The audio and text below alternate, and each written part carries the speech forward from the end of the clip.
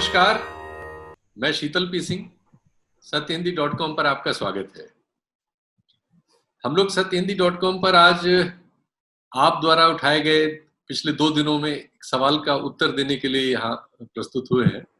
हमारे साथ इस 2 वरिष्ठ पत्रकार मौजूद हैं जो बहुत ही शीर्ष पदों पर रहे पत्रकारिता में और बड़े जिम्मेदार लोग हैं। बड़ा अनुभव है, आपको अच्छे उत्तर मिलेंगे। और चूंकि जो विषय है वो एक आपराधिक मामला है, तो हमारे मित्र हैं वीएन राय साहब, जो हमारे बहुत सारे कार्यक्रमों में होते हैं, आप जानते ही हैं। रिटायर्ड डीजी हैं उत्तर प्रदेश पुलिस से, आईपीएस ऑफिसर हैं, दानेश्वर हैं और कुलपति रह चुके हैं वर्धा हिंदी विश्वविद्यालय के। तो वे उन तमाम सामाजिक और प्रशासनिक सवालों पर आपको एक्नॉलेज करेंगे और आपको बताएंगे, और उससे आपको बहुत सारी ऐसी चीजें जानने को मिलेंगी जो मेरा ख्याल है आपके मन में होंगी, कौतूहल होगा, सवाल होगा। विषय ये है कि आपने शिकायत की है, सत्य हिंदी को भी भेजी है, मुझे तो नाम करके भेजी है सोशल मीडिया वगैरह पर, कि जो मीडिया है वो कल की जो घटना है उस मामले में आपका यह आरोप है कि वो पक्षपाती है। वो उस मामले को उस तरह से नहीं ले रहा है जैसा उसने इसके पहले कुछ ऐसे सामाजिक संवर्गों के मामलों को लिया जिनको अकलियत कहा जाता है या पिछड़े समुदाय का कहा जाता है, या जो दलितों वगैरह में से आते हैं या आदिवासियों में से आते हैं। उनके मामलों पर मीडिया का रवैया कुछ भिन्न होता है और इस मामले पर उसका रवैया कुछ भिन्न है। एक तो शिकायत आपकी ये है, तो हम लोग यहाँ सारे लोग हैं, उसका उत्तर देने की कोशिश करेंगे कि ऐसा क्यों है और आपकी शंका क्या है। दूसरे, हम उन सच्चाइयों पर भी बात करेंगे जो हमारे समाज की सच्चाइयां हैं, जिनका असर समाज के हर हिस्से में है। पत्रकारिता उससे अलग नहीं है, तो पत्रकारिता में उसका असर नहीं होगा ऐसा संभव नहीं है। तो हम इस पर भी बात करेंगे। तो सबसे पहले मैं इस शिकायत का उत्तर देने के लिए नवीन जोशी जी हम लोगों के सबके अग्रज रहे हैं और बड़ा उनका अनुभव है, संपादन का भी अनुभव है, पत्रकारिता का भी अनुभव है, हिंदी बेल्ट से ही आते हैं। तो नवीन जी, आप हमारे सुधी पाठकों को इस सवाल का उत्तर देने की कोशिश कीजिए, क्योंकि बहुत सारे लोगों के मन में ये शंका रहती है जो समाज के कमजोर तबकों से आते हैं। देखिए, अगर आप मैं मतलब मूलतः हिंदी पत्रकारिता को केंद्र में रखकर बात करूंगा। मेरा अनुभव उस पर है। थोड़ा बहुत अंग्रेजी पत्रकारिता देखते रहे हैं जी, और बाकी भारतीय भाषाओं का भी मोटे मोटे तौर पर उस तरह का रवैया होगा। दक्षिण भारत का चूंकि सामाजिक संरचना थोड़ी फर्क है, तो वहाँ के अखबारों में क्या उसका रिफ्लेक्शन है उसकी जानकारी मुझे उतनी नहीं है। जी। हिंदी में जब हम लोगों ने पत्रकारिता शुरू की 1975, 76, 77 के आसपास, जी, तो देखिए कि 2 तरह के बायस बहुत साफ साफ दिखाई देते थे। एक महिलाओं के प्रति, जी, दूसरा दलितों और पिछड़ों के प्रति। जी, मुझे अच्छी तरह याद है कि मैं जिला डेस्क की खबरें संपादित करता था। जी, उसमें गांव में महिलाओं के खिलाफ होने वाली कितनी भी अत्याचार थे, उसमें कभी भी पुरुष दोषी नहीं होता था। जी, मतलब चाहे बलात्कार का मामला हो या प्रेम में भाग जाने का, ऐसे शीर्षक मेरे दिमाग में आज भी जीवित हैं, हॉन्ट करते हैं कि 4 बच्चों की माँ एक लड़के के साथ भाग गई। जी, ये कभी नहीं होता था कि एक लड़का 4 बच्चों की माँ को भगा ले गया। जी, या महिला के साथ अगर बलात्कार है तो अनिवार्य रूप से वो चरित्रहीन होती थी। ये खबरों में खुला छपता था। जी। एक अकेला दिनमान था जो अज्ञे जी और उसके बाद रघुवीर सहाय के संपादन में जो इसके खिलाफ एक माहौल बना रहा था, और हम लोगों को ये चेतना वहां से मिल रही थी। जी। कालांतर में आप देखिए इसी तरह से जो पिछड़ों और दलितों के साथ था, जो जितने अपराधी, मतलब आप छविराम या जो जितने डाकू थे इन गिरोहों में, चंबल के इलाके में जो डाकत गिरोह से मुठभेड़ जब होती थी कभी, तो जितने वो भी थे। इवन अब फूलन देवी वाला उदाहरण तो बहुत अद्भुत किस्म का है। फूलन देवी क्यों बीहड़ों में गई, इसका विश्लेषण तो शायद बहुत कम हुआ होगा, लेकिन जब फूलन देवी के साथ जो हुआ या बाद में उसके मर्डर के बाद जो हुआ, उसकी खबरों में आप देखेंगे तो आप पाएंगे कि एक जाति कोण, एक जाति पक्षपात जिसे आप कहते हैं, वो होता था। अब ये देखिए कई बार संपादक लोगों से हमारी जब बात होती थी उस दौर में जी, या बाद में जब बतौर संपादक हमारी रिपोर्टर से बात होती थी कि आप इस तरह जो लिखते हो इसका आशय क्या है, तो कहते थे ये तो स्वाभाविक है, ये हुआ नहीं है, हमारा ऐसा कोई एंगल नहीं है। लेकिन होता क्या था, वो हमारे पूरे संस्कार में इनबिल्ट एक चीज बनी होती थी कि आप मीडिया में आप देखिए सवर्णों का बोलबाला था, आज भी है जी। दलित तो सन 80 तक लगभग नहीं थे जी, और पिछड़ों में भी बहुत कम लोग थे, महिलाएं पत्रकारिता में नहीं थी। हिंदी में तो 77, 78, 80 में अशोक ने एक पहली महिला पत्रकार हिंदी में रखी थी और कोई थे ही नहीं। तो पूरा का पूरा बायस जो है वो था, सवर्ण एक तरह का मीडिया था जो आज भी चला आ रहा है। तो खबरों में जी, बाद के दिनों में जब सन 90 के आसपास आडवाणी जी की रथ यात्रा, राम रथ यात्रा चलती, तो मुझे याद है कि हमारे संपादकीय विभाग में तालियां बजने लगती थी जी। अचानक तो मैं अंदर बैठा हुआ पूछता था अपने समाचार संपादक के बीच में ताली क्यों बजती है।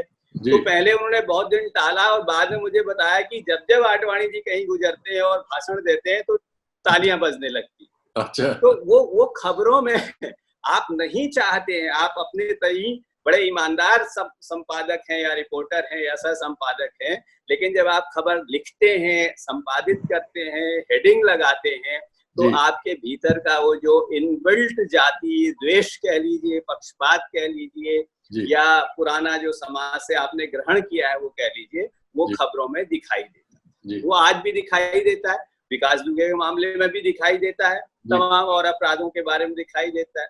जब एक विवेक तिवारी सॉफ्टवेयर इंजीनियर लखनऊ में खुलेआम शहीद पथ पर गोलियों से भून दिया गया जी, तो उस पर जितना हाय तौबा मचा जी, वो ठीक है, उसके साथ बहुत अन्याय हुआ, बहुत बर्बर किस्म का व्यवहार पुलिस सिपाहियों ने किया, गश्त पर थे, उसको मार दिया, वो घर जा रहा था रात को 1 बजे जी जी। लेकिन आप देखिए, जब घरों से उठाकर किसी मुस्लिम को, किसी दलित को, किसी पिछड़े को गोली मार दी जाती है, पूछताछ के नाम पर थाने में मर्डर कर दिया जाता है, तो मीडिया की खबरों में वो आक्रोश नहीं दिखाई देता जो विवेक तिवारी को मारे जाने पे दिखाई देता है जी। तो अभी आप देखिए, आज की शाम की खबर है, विकास दुबे का घर ढहा दिया गया जी जी, और अभी आप देखेंगे सोशल मीडिया पर छाया हुआ है कि ये घर गिरा। ठीक है, घर गिराना एक उसका समर्थन में नहीं करता कि अगर घर गिरा इल्लीगल था तो आज तक क्यों नहीं गिराया था, आज ही क्यों गिराया जी जी, और उसके तरीके अलग है। लेकिन आप देखें कि जब और इसको विकास दुबे ने जो किया, इसने इसके समर्थन में भी हो सोशल मीडिया में आपकी पोस्ट देखने गई कि ब्राह्मण ताकत हुआ, ब्राह्मण जो है वो शक्तिशाली बन रहा है, टाइप की खबरें दिखाई देती है। तो मेरा ये मानना है कि पत्रकारिता बहुत आगे बढ़ गई है, लेकिन जो जाति द्वेष बना हुआ है महिलाओं के प्रति भी आज भी बना हुआ है, दलितों पिछड़ों के प्रति भी बना हुआ है, और अब तो भाजपा सरकार के और संघ के प्रयासों से, पिछले 90 साल के प्रयासों से अब वो और भी विभत्स रूप में मैं कहूँगा दिखाई देने लगा। ठीक है, मैं इसमें फिर से आलोक जोशी जी को जोड़ूं, उससे पहले थोड़ा सा एडमिनिस्ट्रेटिव पॉइंट भी ले लेते हैं, वरना मैं भी ओपनिंग में वहीं था और नवीन जोशी जी ने भी उसको बहुत सुदृढ़ किया, वो एकदम की बात हो जाएगी। तो राय साहब, इसमें प्रशासन में आप इतने वर्षों तक रहे हैं, आप अकादमिक प्रशासन में भी रहे और प्रशासनिक मतलब पुलिस के प्रशासन में भी रहे हैं, आपने तो इन सवालों को खुद निजी तौर पर उठाया है और इनको महसूस किया है। ये जो शक है लोगों का, जो बहुत बड़ी तादाद में मेरे पास पहुंचा, इसलिए मैं इस कार्यक्रम को करने के लिए उद्धृत हुआ और बात की मैंने आलोक से, फिर आलोक तैयार हुए, फिर नवीन जी भी मिल गए और आप भी मिल गए। ये और जिसको अभी नवीन जी ने पुष्ट भी किया कि ये हमारे इनहेरिट हम करके आ रहे हैं, तो उसको हमारी आदतों में है, हमारी बोलचाल में है, हमारी समझ में, वो बिल्कुल हमारे खून में एक तरह से समाया हुआ है। तो हम कितने भी समझदार हो जाएं और कितनी भी नई तकनीक आ जाए, कितना भी इसका बजट बढ़ जाए पत्रकारिता का, इसका रंग रूप बदल जाए, लेकिन हमारी वो आदतें वैसे ही कुरूप बनी हुई हैं और उसी तरह से समाज का नुकसान करती हैं और उसी तरह से विभाजन करती हैं और उसी तरह से अन्याय करती हुई नजर आती है। आप इस पर क्या कहना चाहेंगे? देखिए, नवीन जी ने जो अपने अनुभव पत्रकारिता की दुनिया के सुनाए हैं जी, मैं उनका थोड़ा विस्तार आपको अपराध की दुनिया में ले जाना चाहता हूँ, करना चाहता हूँ उनका थोड़ा विस्तार जी, और मैं समझता हूँ कि कुछ बहुत अद्भुत समानताएं आपको मिलेंगी जी। जैसे मैं पुलिस में था तो मेरे लिए ये बड़ी दिलचस्पी का क्षेत्र होता था, क्योंकि मेरी थोड़ी बहुत समाजशास्त्रीय विषयों में मेरी दिलचस्पी रही है जी। ये बड़ी दिलचस्पी का क्षेत्र था कि एक पिछड़े या दलित अपराधी का औसत जीवन कितना होता है। देखिए, बड़े से बड़ा अपराधी हो, वो कुछ बहुत चतुर चालाक अपराधी तो जरूर ऐसे हैं, और जो बहुत लंबी, जैसे डाकू था मान सिंह, वो 20 साल 25 साल तक बीहड़ों में रहा। लेकिन या गोरखपुर का एक अपराधी है जो मंत्री भी रहा और माफिया रहा, एक खास जाति का नेता भी रहा। तो ये जो बहुत चतुर हैं उनको तो छोड़ दीजिए, बाकी सबकी जिंदगी बड़ी सीमित रहती है। अगर वो शुद्ध अपराध की दुनिया में है, अगर वो राजनीति में नहीं चले गए और अपने को पूरी तरह से उन्होंने एक राजनीतिक के तौर पर नहीं बदल लिया, तो वो 4-6 साल के अंदर मारे जाते हैं। उनका विरोधी मार देता है, पुलिस मार देती है, जेल चले जाते हैं, बहुत सारे तक।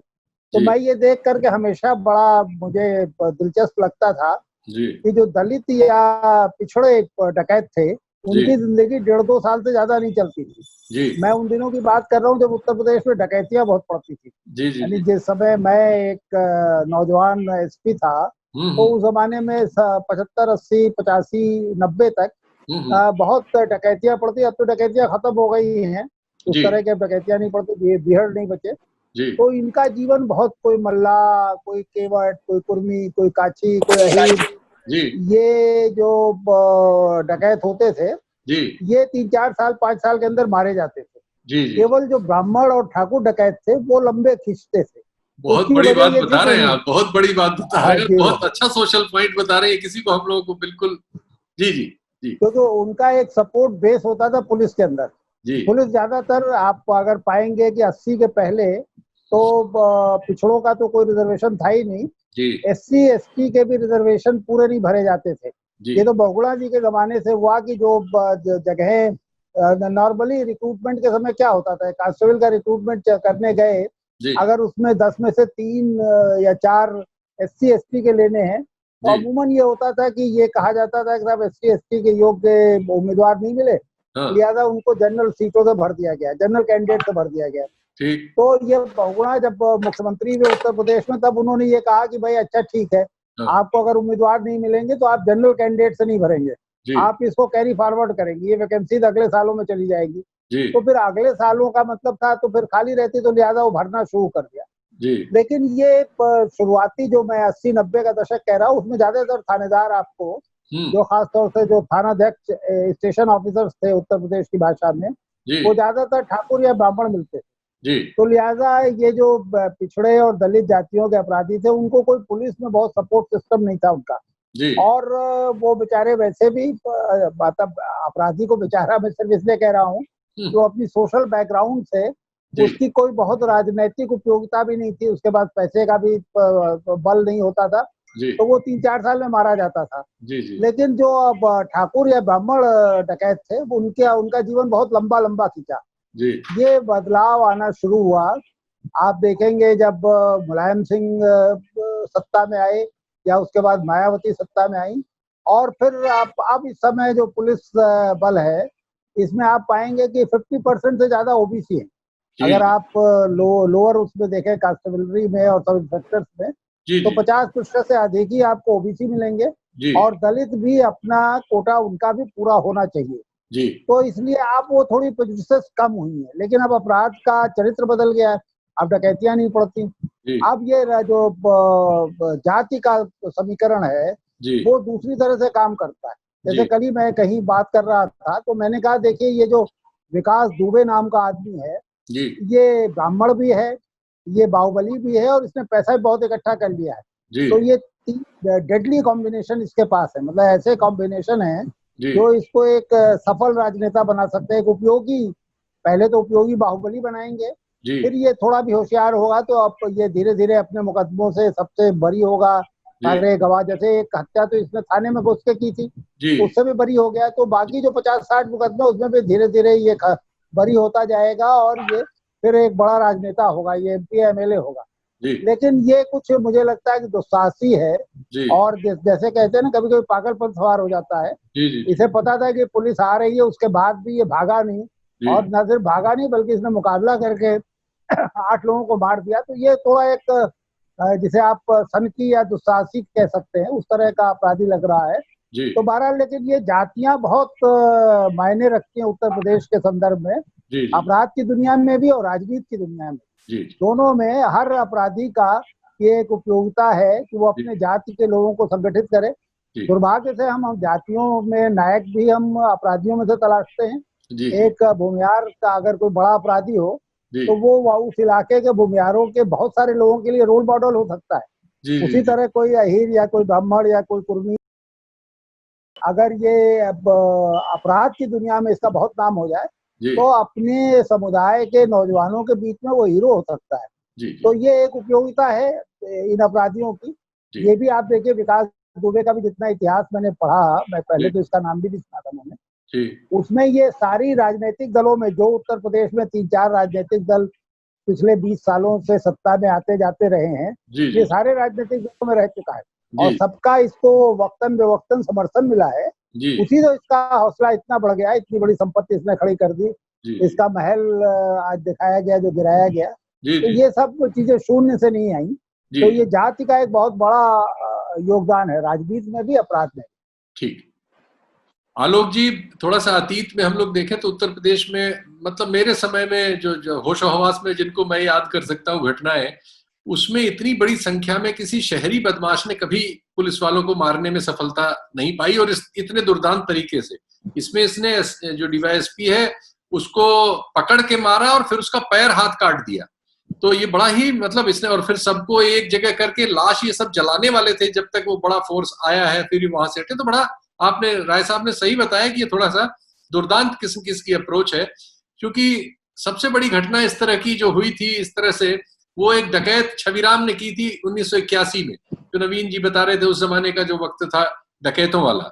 और उसके बाद एक नक्सली घटना है जिसमें 17 लोग मारे गए थे। वो हमारे जो बॉर्डर पे नक्सली इलाका है, बिहार और मध्य प्रदेश से लगता हुआ, वहां पर एक घटना है जिसमें 17 लोग मारे गए थे।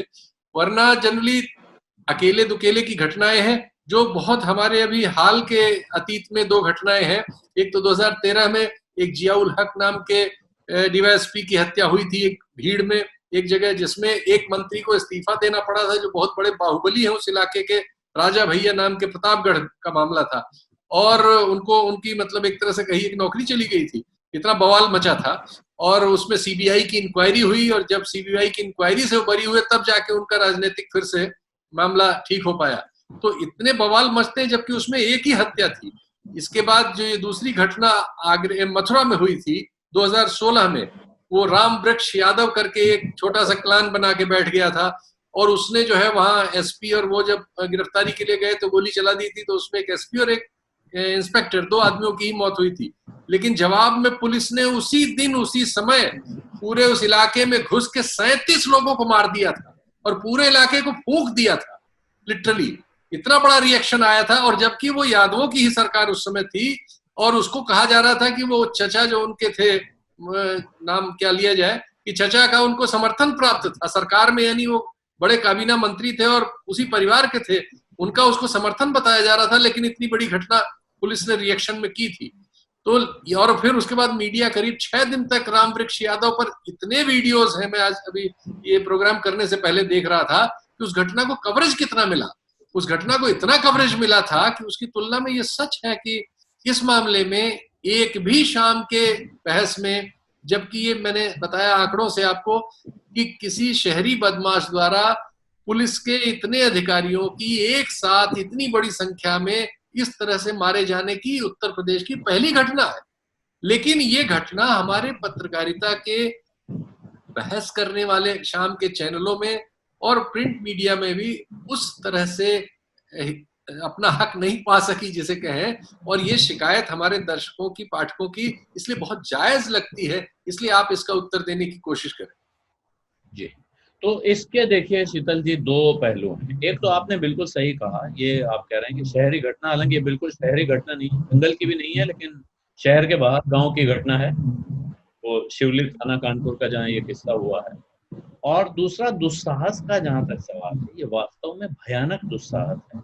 और ये दुस्साहस एक आदमी का, विकास दुबे का दुस्साहस नहीं है। विकास दुबे ने अपने चारों ओर दुस्साहसी युवकों की एक फौज खड़ी कर ली है जो कुछ भी कर सकते हैं, जिन्हें लगता है कि हम कुछ भी कर लें ये भैया हमें बचा लेंगे, और क्योंकि भैया ने उन्हें बचने का और बचाने का रास्ता दिखा दिया।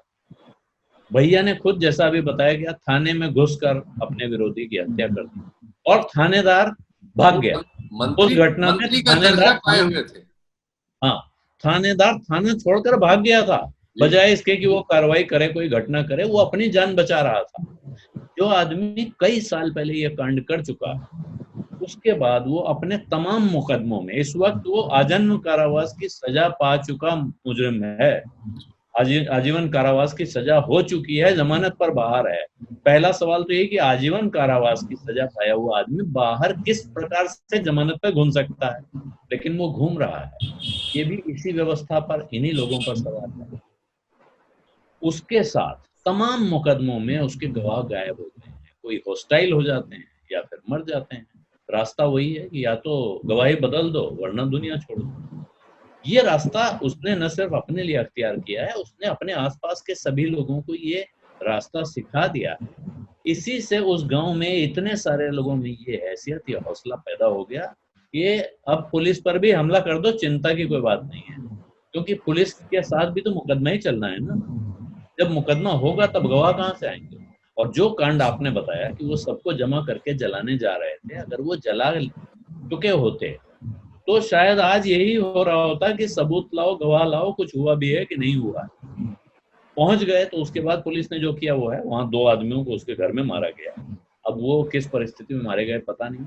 आज जो कांड हुआ कि पुलिस ने उन पर हमला कर दिया, घर गिरा दिया है। आप किस सिद्धांत से, किस आधार से पुलिस जाकर किसी का घर गिरा रही है? आपको कार्रवाई जो करनी होती है, क्या ये कानूनी कार्रवाई है? ये बदले की कार्रवाई है। तो इस पर आप सवाल इसलिए नहीं उठा सकते हैं कि इतना दुर्दांत कांड हो गया है, इसके बदले में पुलिस ने भी गुस्से में कुछ कर दिया था। अब सवाल यह है कि मीडिया ने इस कांड को क्यों नहीं दिखाया। इसके 2 जवाब हैं। एक जवाब मुझसे पहले नवीन जी, राय साहब और आप भी दे चुके हैं। मीडिया के अंदर इनहेरेंट बायस है, इसमें तो कोई शक ही नहीं। लेकिन मीडिया के अंदर बहुत सारे लोग हैं जो शायद दिखाना भी चाहते, दिखाते। लेकिन कल प्रधानमंत्री नरेंद्र मोदी ले गए और कुछ हमें सेवा भी करनी। जब हम मीडिया में बैठे, मेन स्ट्रीम मीडिया, वहां सबको एक धर्म बताया गया है कि इस वक्त राष्ट्र पर संकट की घड़ी है, आपको सरकार के साथ खड़ा होना है। मैं तो सोशल मीडिया पे प्रोग्राम करता हूँ, आजकल मैं लाइव करता हूँ, तो उसमें कमेंट आते जाते हैं साथ में। मैंने कल इस कानपुर के कांड पर कार्यक्रम किया, साथ में लगातार कमेंट्स आ रहे थे और उसमें अनेक कमेंट्स थे जो कह रहे थे कि लेकिन भाई आज तो चर्चा मोदी जी की लेह यात्रा पर होनी चाहिए थी। अगर देखने वाला वही देखना चाहता है शीतल जी, तो दिखाने वाला क्या खाकर कुछ और दिखाएगा? और उस देखने वालों में से भी लोग पूछ रहे थे कि आप विकास दुबे को अपराधी और आतंकवादी कैसे कह सकते हैं? क्या वो पुलिस थाने में जाकर पुलिस पर हमला कर रहा था? पुलिस उसे मारने गई थी, एनकाउंटर करने गई थी, और जब जान पर बन आए तो अपनी जान बचाने के लिए कुछ भी किया जा सकता है, ऐसा गीता में लिखा। और ये सब आप स्वाभाविक नाम पढ़ लीजिए तो आपके पास सब पंडित जी लोग थे जो इसका ये तर्क दे रहे थे। ये इस समाज की के विभाजन की कहानी है। ये विकास दुबे न होता, इसकी जगह कोई मुसलमान, कोई दलित, कोई वामपंथी विचारधारा का इंसान होता, तो आज वो नक्सल, आतंकवादी, अर्बन नक्सल, सारे उसके ऊपर चस्पा हो गए होते स्टिकर। क्यों विकास दुबे को आतंकवादी नहीं कहा जाए? सिर्फ इसलिए कि वो आतंक राष्ट्रीय स्तर पर नहीं फैला रहा है, राष्ट्रवाद के खिलाफ नहीं बोल रहा है। ये आतंक नहीं है कि आपके आसपास के मोहल्ले में जो गब्बर सिंह का डायलॉग है कि 50-50 कोस दूर गाँव में जब कोई बच्चा सोता नहीं है तो माँ कहती है सो जाने को तो आ जाएगा। ये बिल्कुल उस तरह का हाल, ये आतंक नहीं है। आप इसे पॉलिटिकली इंक्लाइंड, धार्मिक रूप से इंक्लाइंड आतंकवाद न करें, लेकिन आप विकास दुबे को आतंकवादी। इस सरकार के, जो इस वक्त उत्तर प्रदेश सरकार है, जिसने तमाम दावा किया कि एनकाउंटर किया और सफाई कर दी है, उन एनकाउंटरों का क्या नतीजा हुआ? इस सरकार के एक मंत्री के तौर पर विकास दुबे की पीठ पर हाथ रखे हुए हैं। पुख्ता जानकारी लोग बता रहे हैं कि में हर पार्टी के कौन कौन से नेता उसकी पीठ पे हाथ रखते थे, ये जानकारी सामने है। आज किसी मित्र ने लिखा है कि सरकार उसका घर गिरवा रही है, इससे क्या हासिल होना है? इसके बजाय अगर सरकार में दम है तो उसके पिछले 6 महीने का टेलीफोन रिकॉर्ड सार्वजनिक कीजिए कि उसने किस किस आदमी से टेलीफोन पे बात की है, सिर्फ नाम सामने ले आइए, कहानी अपने आप खुल जाएगी। लेकिन क्या ये करने की हैसियत सरकार में है? क्या ये करने की मांग सरकार से कोई करने वाला है? प्रश्न ये है। मीडिया पर सवाल उठाना, और मैं एक और चीज उदाहरण दूंगा, नवीन जी मौजूद है, नवीन जी न्यूज रूम चलाने का मुझसे बड़ा अनुभव इनके पास है। पंजाब में आतंकवाद के दौर में कहा जाता था कि जब हम लोग 2-2:30 बजे शुरू करते थे इवनिंग शिफ्ट, तो फ्रंट पेज की टॉप लीड क्या होगी? कुछ नहीं है तो पंजाब होगा। पंजाब में आज 3 मरे या 13 मरे से शुरू होता था। अगर बड़ी खबरें आती गई तो धीरे धीरे पंजाब नीचे खिसकता जाता था। अगर बड़ी खबर नहीं आई तो पंजाब अगले दिन सुबह 3 कॉलम की लीड के साथ छपता था। तो उस दिन दुनिया में और क्या हो रहा है ये तो देखना पड़ेगा। और अगर हमारी प्राथमिकता है कि हमें सरकार को भी दिखाना है कि हम काम कर रहे हैं, हमें समाज को भी दिखाना है, हमें अपने आम को भी तुष्ट रखना है, अपने जातिवादी रुझान का भी ध्यान रखना है, तो हमारे लिए सेफ रास्ता भी था। टीआरपी की नजर से देखेंगे तब भी रास्ता था। मोदी जी पर ज्यादा टीआरपी आती है। विकास दुबे यूपी का कोई बदमाश, पता नहीं मुंबई में कोई देखना चाहेगा कि नहीं देखना चाहेगा। तो ये एक दुविधा भी है। हो सकता है कुछ लोगों ने ईमानदारी में भी ये फैसला किया। तो ये जरूरी नहीं है कि हर आदमी ने बदनीयती से किया। हो सकता है कल मोदी जी की वो यात्रा न हुई होती तो ये कांड जितना दिखा है इससे कई गुना बड़ा दिखा। नवीन जी, अब समय की आवश्यकता के हिसाब से छोटे जवाब चाहूंगा। क्या इस परिस्थिति का जो है इस समय पत्रकारिता में, वैसे तो पूरे देश में ही एक तरह की परिस्थिति है, इसमें किसी किस्म के पॉजिटिवनेस की, किसी किस्म के सुधार की कोई गुंजाइश वर्तमान परिस्थितियों में आपको नजर आती है? देखिए, सुधार की गुंजाइश हमेशा रहती है और उम्मीद करनी चाहिए कि आज भी होगी। किस तरह की स्थितियां बन गई हैं, दरअसल ये देखना बहुत जरूरी है। जैसे मुझे प्रिंट मीडिया से रिटायर हुए 6 साल हो गए, और जब मैं रिटायर हुआ तब भी अखबारों में के अंदर खबरों पर चर्चा धीरे धीरे कम हो गई थी। मेरा अपना अनुभव है कि 80-90 के दशक तक भी राजेंद्र माथुर हमारे संपादक थे, उनका मैं जिक्र करना चाहूंगा। जब अयोध्या 1990 में 89-90 में जब मुलायम सिंह सरकार थी और कूच हो रहा था आडवाणी जी का, तो लखनऊ में कुछ अखबारों ने अति हिंदूवादी खबरें छाप के अपना प्रसार बढ़ाया, और हम लोग जब नवभारत टाइम्स निकाल रहे थे वो अच्छा बिक रहा था, लेकिन अचानक उसका सर्कुलेशन 10-15 हजार गिर गया। सर्कुलेशन डिपार्टमेंट ने माथुर जी को शिकायत की। माथुर जी आए लखनऊ, उन्होंने पूरी फाइल देखी और हरी संपाद की मीटिंग में उनके शब्द मुझे याद हैं। उन्होंने कहा था कि अखबार का सर्कुलेशन 10-15 हजार गिर जाए तो भी कोई चिंता नहीं है, लेकिन हमें देश टूटने की कीमत पर अखबार नहीं बेचना है। ये राजेंद्र माथुर सन 90 में लखनऊ संपादकीय विभाग में कह रहे थे। लेकिन उसके बाद से किसी संपादक ने इस तरह की बात नहीं की। जैसे जैसे अखबार का सर्कुलेशन गिरा, अखबार संपादकों ने सर्कुलेशन की मांग के अनुरूप खबरें छापना या बढ़ाना या उन्हें पहले पेज पे लाना या अंदर ले जाना शुरू किया। जैसे जैसे अखबार के रेवेन्यू में कमी आती गई तो मार्केटिंग के आग्रह पर अखबारों का खबरों का चयन और प्रस्तुतिकरण शुरू किया।